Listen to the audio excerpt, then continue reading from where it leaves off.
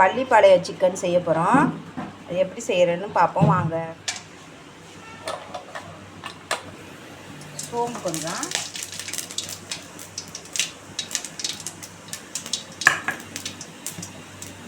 காஞ்ச மிளகாயும் கருவேப்பிலையும் 1-2 உடச்சி வச்சுருக்கோம். இதுக்கு வெறும் காஞ்ச மிளகா மட்டும்தான் காரம். அதனால் ஒரு கைப்பிடி பூண்டு இந்த மாதிரி குட்டி குட்டியாக நறுக்கி வச்சுக்கணும். சின்ன வெங்காயம் அந்த அளவு நறுக்கி 20-30 சின்ன வெங்காயம்.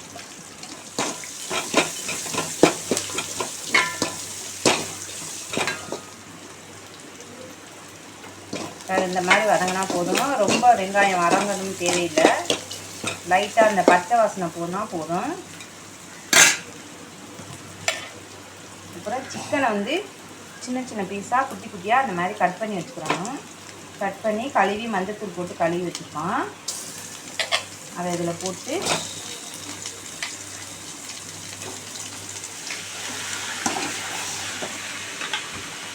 இதுக்கு மசாலா ஐட்டம்லாம் ரொம்ப தேவைப்படாது ஃப்ரெண்ட்ஸ்.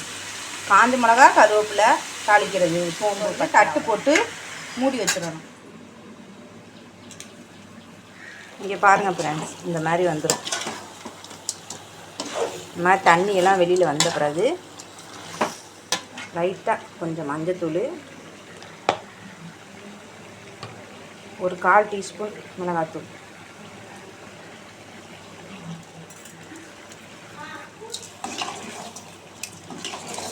நம்ம தண்ணியே ஊற்றலை, எவ்வளோ தண்ணி வந்திருக்கு பாருங்க.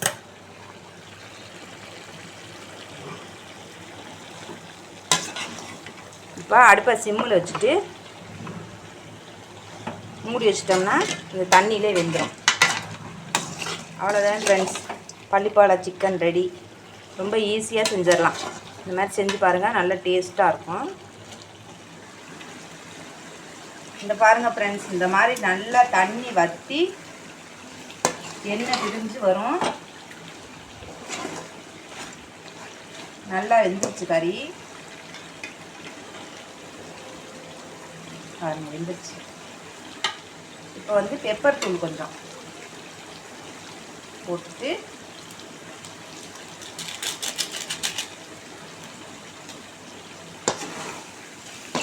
சுருளை கிண்டணும். Pallipalayam chicken ready friends. எல்லோரும் வாங்க சாப்பிட்லாம். ஓகே, பாய்.